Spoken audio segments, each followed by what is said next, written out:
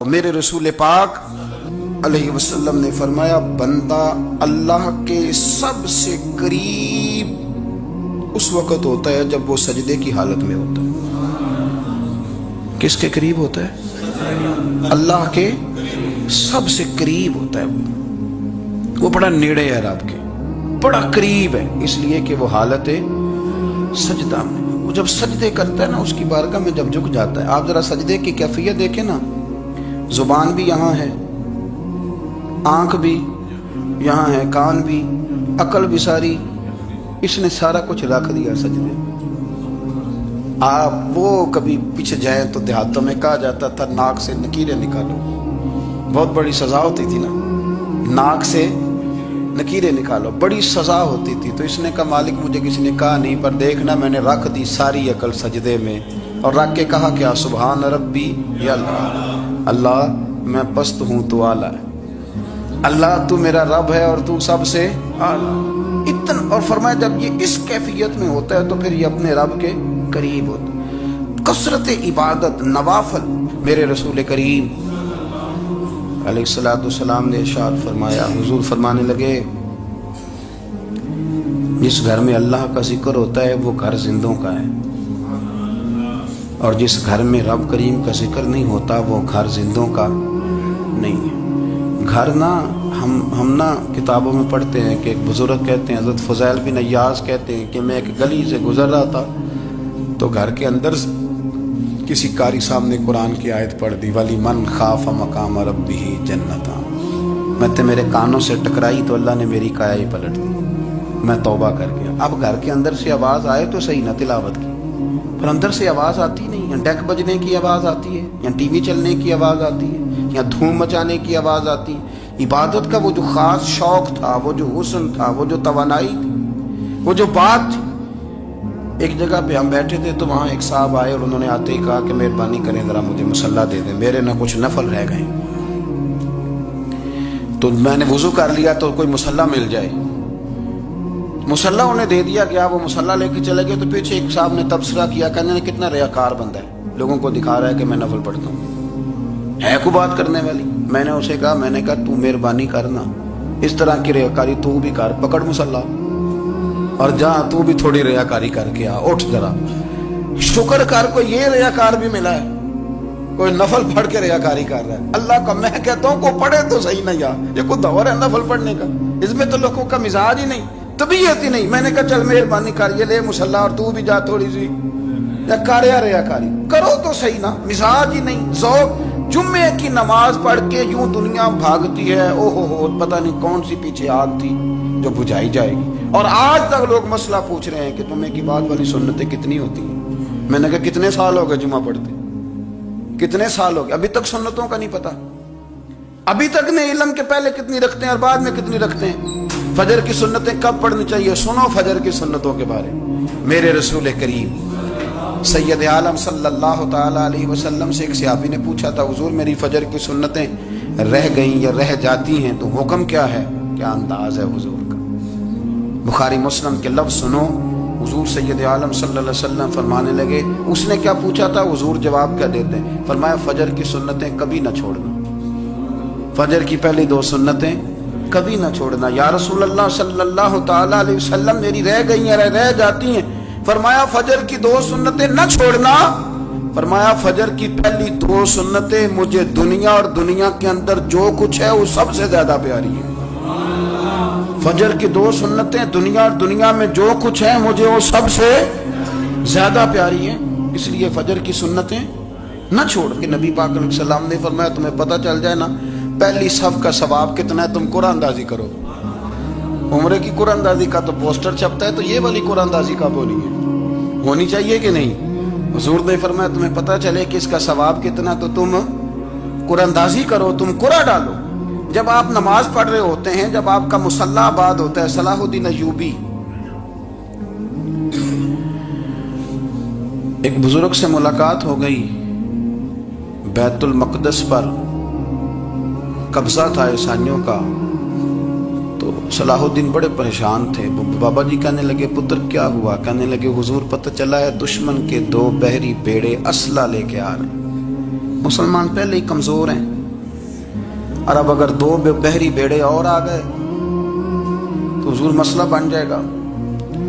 तो मैं परेशान हूं कि किस तरह ये कम मसले वाली हमारी फौज है, कैसे मुकाबला करेगी। तो बाबा जी कहने लगे, पुत्र इस तरह करना, आज रात तू भी दुआ करना और मैं भी करूंगा, तू भी दुआ करना। आप नाराज ना होना, हम तो पीरों वाले हैं, हम तो पीरों के नौकर गुलाम हैं, हमारा तो गुजारा ही नहीं, हमें तो मिलता है सारा कुछ वहां से। पर मेरा सवाल ये है कि तवीज़ लेने जाते हो, नफल क्यों नहीं पढ़ते, रात अल्लाह अल्लाह क्यों नहीं करते। ये भी तो हमारे बुजुर्गों का ही तरीका है, उन्होंने ही तो हमें सिखाया है। सलाहुद्दीन अय्यूबी से बुजुर्गों ने कहा कि रात आज ना अल्लाह अल्लाह करना, तो मैं तेरे लिए दुआ करूंगा, तू भी दुआ करना। तो बंदा जब दुखी होता है तो सजदा करता है, तो फिर ही तो मुसल्ला भीग जाता है, फिर ही तो मजा आता है। सुखी बंदा तो काबे जाके नहीं रोता। दुखी थे, तकलीफ थी, तो सर रखा सजदे में तो तड़प गए। और वो बाबा जी कहते हैं, मैं मस्जिद आया तो सलाहुद्दीन चीखे मार के रो रहा था और कह रहा था, मालिक मैं कोई अपनी शान के लिए तो नहीं ना लड़ रहा, अल्लाह को मैं कोई कब्जों के लिए तो नहीं लड़ रहा, मालिक तेरे लिए लड़ रहा हूं, मुझे बेआबरू ना करना, मेरी मदद फरमाना। कहते मैं आया था कि मस्जिद में दुआ करूंगा, पर सलाहुद्दीन अय्यूबी को रोते देखा तो मैं लौट गया। तो सवेरे सलाहुद्दीन मिले तो बड़े खुश थे। मैंने कहा, पुत्र क्या हुआ। कहने लगे, हुजूर वो बहरी बेड़े 2 आ रहे थे ना असला लेके, दोनों डूब गए पानी में, पानी में डूब गए। तो बाबा जी कहने लगे, सलाहुद्दीन वो पानी में नहीं डूबे, वो तेरे आंसुओं में डूब गए, वो गर्क हो गए। वो जो तूने मुसल्ला बात किया तो वो तेरे आंसुओं में डूब गए, वो गर्क हो गए, वो तबाह, इतने कीमती थे तेरे आंसू के, बहा ले गए दुश्मन के बहरी बेड़ों को। मेरे भाई, ठीक हो गया जी, मेरे अजीज समझ लें इस बात को हमेशा के लिए, और इस पर गौर कर लें अच्छे तरीके से कि मेरे रसूल करीम सैयद आलम सल्लल्लाहु अलैहि वसल्लम ने ना हमारी तवज्जो दिलाई, हुजूर ने हमें बतलाया, हमारा ज़ौक़ बढ़ाया इबादत की तरफ। एक सहाबी थे हजरत अबू फातिमा रदी अल्लाह ताला अन्हु, ये तिरमिज़ी शरीफ की हदीस है। नबी पाक अलैहिस्सलाम ने फरमाया, अबू फातिमा क़यामत के दिन मुझसे जल्दी मिलना चाहते हो कि देर के साथ। तो कहने लगे, हुजूर कौन होगा जो देर से मिलना चाहेगा, क़यामत के दिन आपसे जल्दी मिलना है। तो नबी पाक अलैहिस्सलाम ने फरमाया, फिर इस तरह करना, दुनिया में रह के सजदे ज़्यादा करना, फिर सजदे ज़्यादा करना, क़यामत में मुलाकात जल्दी हो जाएगी, कुर्ब मिलेगा तुम्हें। अपने बच्चों के अंदर देखे ना, हम शौक़ पैदा करते हैं, हमें सही लफ्ज़ नहीं बोलने आते, पर हम बच्चों में शौक़ पैदा करते हैं कि पुत्र डॉक्टर बन जाएगा तो बड़ा नफ़ा करेगा, तो लोगों की खिदमत करेगा, मुल्क व मिल्लत की खिदमत करेगा, तेरे अब्बा का नाम रोशन होगा, तेरे दादा की तारीफ़ें होंगी। हम ये ज़ौक़ पैदा करते हैं, हम अपने नौजवानों के अंदर ये फ़िक्र पैदा करते हैं, उन्हें हम समझाते हैं कि मियाँ जब तुम पढ़ोगे, मेहनत करोगे तो फलां आदमी की तरह तुम्हारा नाम होगा। ये जितना ज़ौक़ हम बच्चों के अंदर इन चीज़ों का पैदा करते, हमें हुक्म है किसी तरह हम ज़ौक़ पैदा करें कि पुत्र नमाज पढ़ेगा तो अल्लाह राज़ी हो जाएगा, तो सजदा करेगा। देखे ना मेरे रसूल करीम अलैहिस्सलाम ने फरमाया, 7 साल के बच्चे को मस्जिद लेके जाओ, यानी उसे शौक़ दिलाओ, उसके अंदर ये खासियत पैदा करो कि उसका दिल करे मस्जिद में जाने को, उसके अंदर ये खुसूसियात लाओ कि वो हमारे यहाँ ना हर चीज़ को प्रमोट किया जा रहा है, हर चीज़ को, यानी सुर संगीत सिखाने के लिए अकेडमियां बन गई, हर शय प्रमोट हो रही है, इबादत का जज्बा कम होता जा रहा है, अल्लाह अल्लाह का ज़ौक़ हमारे अंदर नहीं रहा। और इतना मुश्किल हमने अपने लिए बना लिया है कि वो बंदा जो बड़ी जबरदस्त मज़हबी गुफ्तगू कर रहा था और तगड़ी बात कर रहा था, क्या बात है, लेकिन नमाज के बारे में कमजोरी दिखा जाता है, नवाफल के बारे में वो चुपके से निकल जाता है। इमाम अहमद बिन हंबल रहमतुल्लाह ताला अलैह, मुस्नद इमाम अहमद बिन हंबल 14 जिल्दों में है मार्केट में, और मुझे तो खैर पसंद ही पड़ी है, मैंने तो कई दफ़ा पढ़ी है। और क्या बात है इमाम अहमद बिन हंबल की, कैसे तगड़े किस्म के मुहद्दिस थे और अल्लाह ने कितना उन्हें एजाज़ अता फरमाया हुआ। ये कोड़े भी खाते थे दीन की खातिर, सारा कुर्ता लहू से भर भी जाया करता था, बड़ा एजाज़ वाला शख्स थे, बड़े एजाज़ वाले। हदीसें जमा करना, हदीसें लिखना, हदीस पढ़ाना, सारा दिन रहते थे। कह सकते थे कि मैं कर तो रहा हूँ काम, और हदीस भी मौजूद है कि आलिम आबिद से अफजल होता है, पर इसके बावजूद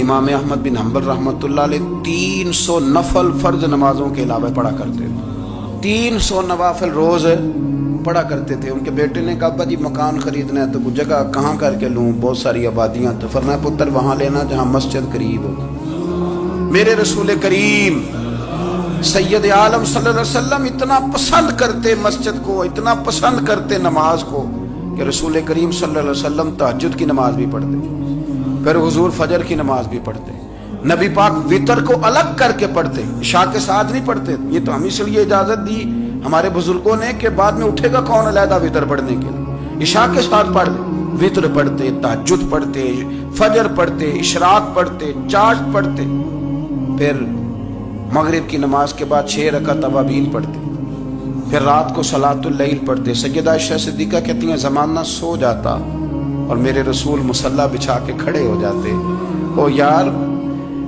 کھیتی باڑی کر کے نہیں، محنت مزدوری کر کے نہیں۔ جناب عائشہ کہتی ہیں میں یہ بھی دیکھتی کہ حضور ایک آیت شروع کرتے تو ساری رات اسی کو پڑھتے، اور میری نظر جاتی تو قدم مبارک پہ ورم آ جاتا۔ یار نماز پڑھ پڑھ کے اتنی مشقت کر کے، اتنی جد و جہد کر کے ورم آ گیا، یا رسول اللہ اتنی محنت کیوں کرتے ہو؟ فرمایا افلا اکون عبدا شکورا، کیا میں اپنے رب کا شکر گزار بندہ نہ بنوں؟ صحابہ کا ذوق عبادتوں کا، ریاضتوں کا، تلاوتوں کا، طبیعت ہے ان کی، وہ ایک دوسرے کو، حضرت مولا علی شیر خدا کرم اللہ تعالی وجہہ الکریم کے زمانے میں روم کے بادشاہ نے کہا یار یہ مسلمانوں کا پتہ تو کرو، یہ آخر کیوں اتنے زیادہ مجاہد ہیں؟ اس زمانے میں جاسوس بھیجنے کا مزاج تھا، اب تو جاسوس پکڑا جاتا ہے، اب تو جاسوس ہے، اور جاسوسی کا شوق ویسے آج بھی ہے۔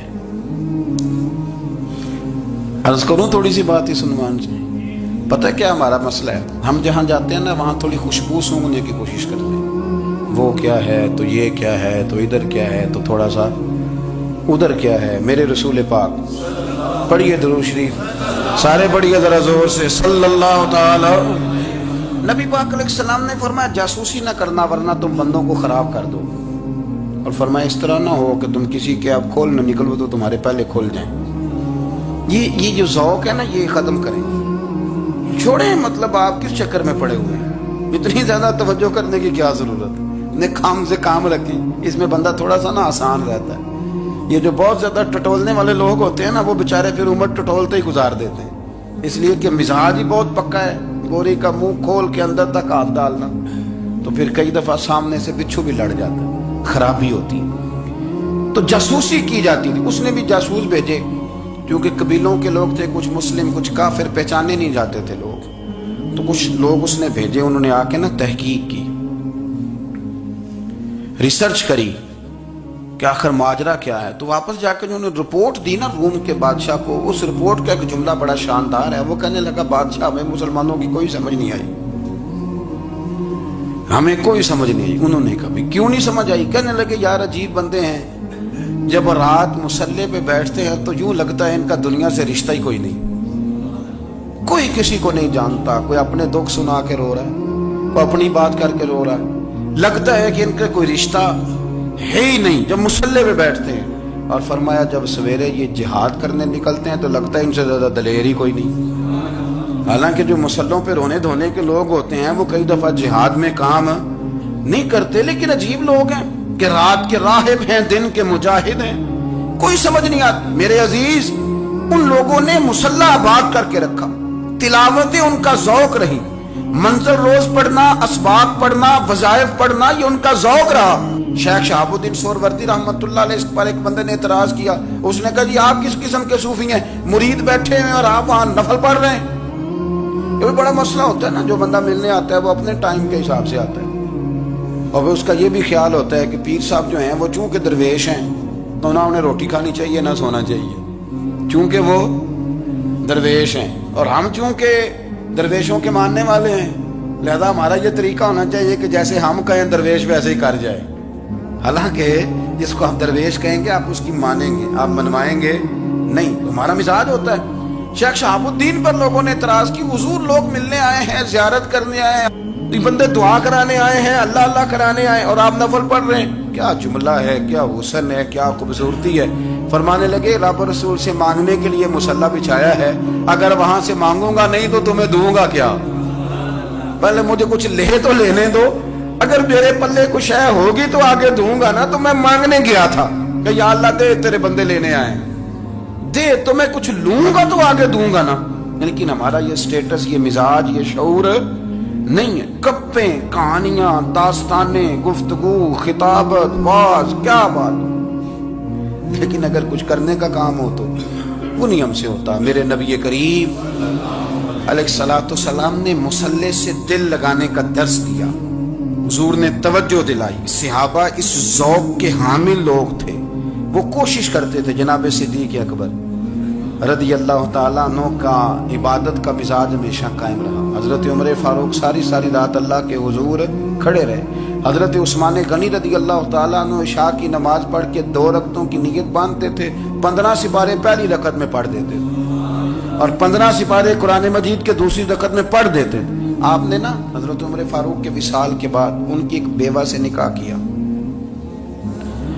حضرت عثمان غنی نے نکاح کیا. وہ خاتون آپ کے نکاح میں آئیں تو عرض کرنے لگی امیر المومنین میرے لیے اعزاز تو بہت ہے کہ میں امیر المومنین کی بیوہ تھی تو امیر المومنین کی منکوحہ ہو گئی ہوں، لیکن حضور نہ تو میں جوان ہوں کہ میرے اندر رغبت ہوتی اور نہ میں اب اس قابل ہوں کہ کوئی خدمت کر سکوں.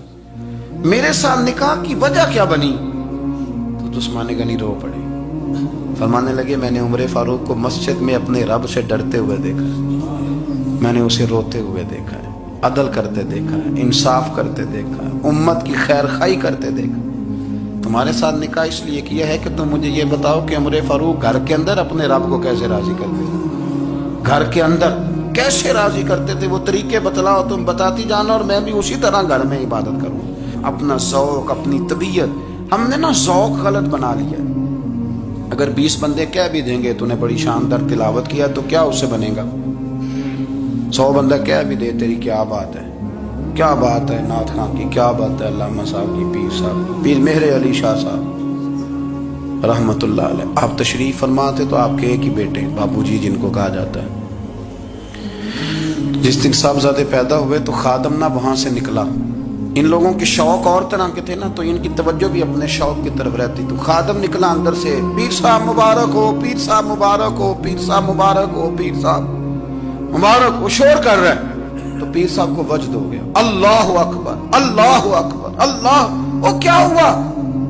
کس بات کی مبارک دے رہے ہو؟ اس کی حضور اللہ نے بیٹا دیا ہے. تو آپ فرمانے لگے اچھا حضور آپ کیا ہوا؟ آپ تو پریشان ہو گئے. فرمانے لگے جب تو نے 3 دفعہ کہا نا مہر علی کو مبارک ہو تو میں سمجھا تھا شاید تجھے کسی نے بتا دیا ہے کہ مہر علی سے اللہ راضی ہو گیا. میں سمجھا تھا کہ شاید تو یہ خبر لے کے آیا ہے کہ کسی نے بتایا ہے کہ مجھے آج خبر ملی ہے کہ مہر علی سے رب اچھا پتر ہوا ہے. الحمدللہ، اللہ کا شکر ہے. پر میرے لیے مبارک کا دن وہ ہوگا جب میرا رب کہے گا کہ میں مہر علی سے راضی ہوں. میرے محبوب کہیں گے کہ میں مہر علی سے. آپ بات کو سمجھیں. شوق ہی کسی اور طرف تھا، دل ہی کہیں اور لگا ہوا تھا، طبیعت ہی کہیں اور مائل تھی. کوئی وظیفہ پوچھتے تھے تو پڑھتے تھے وہ لوگ، کچھ اللہ اللہ انہیں بتائی جاتی تھی تو کرنے کا ذوق رکھتے تھے. طبیعت تھی، قائل تھی. حضرت ربیع کہتے ہیں میں بڑی دور سے سفر کر کے گیا حضرت اویس کرنی سے ملنے، بڑی دور سے. اور جب میں پہنچا تو فجر کا وقت تھا. تو حضرت اویس کرنی کو میں نے پا لیا تو وہ نماز پڑھ کے نا قرآن شریف لے کے بیٹھ گئے. فرماتے ہیں اشراق چاشت کا وقت ہوا تو نفلوں کی نیت باندھ لی. محدث ابن الجوزی نے لکھا ہے، فرماتے ہیں پھر جب سوال کا وقت ہوا تو مسجد میں جھاڑو دینے لگ گئے. زور کی نماز پڑھ کے تو عصر کی تیاری تک وہ مسجد میں بیٹھے رہے. اور میرے نبی پاک علیہ السلام نے فرمایا جو نماز کے انتظار میں بیٹھا ہو وہ نماز ہی میں ہے، وہ نماز ہی میں ہے. فرمایا میری دنیا، میری امت کی جو رہبانیت ہے نا وہ اتنی ہے کہ نماز کا انتظار کرے. اذان کے بعد نماز کا یہ راہب ہے، یہ اس وقت چھوڑ کے بیٹھے ہیں سارا کچھ. فرماتے ہیں عصر تک انہوں نے اللہ اللہ کی، پھر مغرب تک کی. عشاء کی نماز ہوئی تو نماز پڑھی تو وہ تھک گئے. اب مجھے وہ فارغ ہوں مصلی چھوڑے تو میں ملاقات کروں نا. یہ آپ حیران نہ ہو کہ اتنی دیر بندہ کیسے اللہ اللہ کر. ہم نے کی نہیں نا اس لیے ہم پریشان ہیں. جو عادی ہوتے ہیں وہ کر بھی لیتے ہیں وہ یہ کام. میری بات کی سمجھ آ رہی ہے؟ جب جاتے ہو کسی دفتر میں تو 8 گھنٹے کھڑے رہ لیتے ہو نا, مجبوری ہوتی ہے تو کھڑے رہا جا سکتا ہے. پاسپورٹ کے دفتر بولیے, امیگریشن کی لائنوں میں, اور میں نے تو ایمبیسیوں میں بندے 12 گھنٹے پہلے جا کے کھڑے دیکھے, رہ لیتے ہیں کھڑے. تو اگر ان کاموں کے لیے رہا جاتا ہے تو اللہ رسول کے لیے بھی کھڑے رہا جا سکتا ہے. تو فرمانے لگے کہ جب عشاء کی نماز کے بعد آخر انسان تھے, تھک گئے, نیند کا غلبہ ہوا, تو تھوڑی ایسے آنکھ بند ہوئی تو کھلی تو رونے لگے. حضرت ویسے کر دیا, رو کے کہنے لگے مالک مجھے غافل تو نہ کر, ابھی میں نے کیا بھی کچھ نہیں, دن ختم ہو گیا, کوئی نفل نہیں, کوئی اللہ نہیں, اللہ مجھے غافل نہ کر, میری مدد فرما. فرماتے ہیں جب وہ روئے تو میرے ساتھ جو شخص تھا, میں نے کہا اٹھو چلیں. کہنے لگا حضور ملا نہیں. فرمایا جو میں لینے آیا تھا وہ مجھے مل گیا, جو میں ان سے سیکھنے آیا تھا وہ مجھے نصیب ہو گیا, اب اور میں نے کیا لینا, ختم ہو گئی بات, اٹھو چلیں. اللہ کے بندوں نے حضرت ربیہ بن کعب اسلمی رضی اللہ تعالیٰ عنہ فرماتے ہیں, کہتے ہیں جب بنو قریظہ اور بنو نذیر یہودیوں کے ساتھ حضور علیہ السلام نے جنگ کا اعلان فرمایا تو وہ دشمن ہو گئے. ہمیں خطرہ تھا کہ وہ رات کو کہیں محبوب کو تکلیف نہ دیں, تو کچھ لوگ نا تلواریں لے کے نبی پاک کے دروازے پہ پہرے داری کرتے تھے. گن مین رکھنا حرام نہیں, اگر کسی کو واقعی خطرہ ہو تو اس کے لیے سنت بھی ہے. حضرت علی المرتضیٰ تلوار لے کے حضور کے گھر کا پہرا دیتے تھے. حضرت ربیہ بن کعب اسلمی رضی اللہ تعالیٰ عنہ فرماتے ہیں کہ رات میری ڈیوٹی تھی کہ میں حضور کے گھر کا پہرا دوں گا. تو فرماتے ہیں میں باہر سن رہا تھا, ساری رات ہی میرے نبی پاک نے اللہ کی تسبیح پڑھی, ساری رات, کبھی تسبیح, کبھی تحلیل, کبھی تحمید, کبھی تکبیر, ساری رات. فرماتے ہیں ساری رات حضور پڑھتے رہے اور ساری رات ہی میں سنتا رہا. مجھے اونگ آ گئی, میری آنکھ لگ گئی, حضور ابھی پڑھ رہے, میں تھک کے سو گیا. اور فرماتے ہیں جب میری آنکھ دوبارہ سے کھلی تو میرے کانوں میں پھر کوئی چیز گونجی, تو میں نے کان لگایا تو میرے حبیب ابھی بھی اللہ کو یاد کر رہے. ساری رات حضور رب کی عبادت کرتے. اسی لیے تو کہا یا ایھا المزمل قم اللیل الا قلیلا, حبیب ساری رات تو نہ جاگا گا, تھوڑا آرام بھی کر لیے گا. میرے بھائی اپنا مصلح, اپنی عبادات, اپنے وظائف, اللہ جو آپ نے کسی سے سیکھی ہے اس کو کبھی کمزور نہ ہونے دیں. شجرہ شریف جو کسی بزرگ سے آپ لے لیتے ہیں تو کیا رسم ہے کوئی, اس پہ کچھ لکھا ہوتا ہے, وہ پڑھنے کے لیے دیا جاتا ہے. اس پہ لکھا ہوتا ہے کہ یہ اللہ آپ نے کرنی ہے. ساری زندگی کسی اسکول میں داخل ہو گئے اور وہاں جا کے آپ نصاب ہی نہ پڑھیں, کتاب ہی نہ کھولیں تو پاس ہو جائیں گے. تو کہتے ہیں میں 20 سال جاتا رہا ملا کچھ نہیں. تو آپ نے لیا کیا ہے؟ ایک اتنی سی کتاب تھی, اس کو تو کھول کے آپ دیکھ نہیں سکے, اس کے وظائف تک تو رسائی نہ ہوئی. اس لیے کہ اللہ کرنا مشکل ہے اور تصویر کھنچانا یہ آسان کام ہے. تو جو آسان ہے اس طرف ہماری توجہ لگی رہتی ہے اور جو مشکل ہے اس طرف ہم ذوق پیدا نہیں کرتے. یا ایھا الناس اعبدوا ربکم الذی خلقکم والذین من قبلکم لعلکم تتقون, اے لوگوں اس رب کی عبادت کرو جس نے تمہیں پیدا کیا اور تم سے پہلوں کو پیدا کیا, اس لیے عبادت کرو کہ تم پرہیزگار ہو جاؤ گے. مالک سمجھنے کی توفیق عطا فرمائے.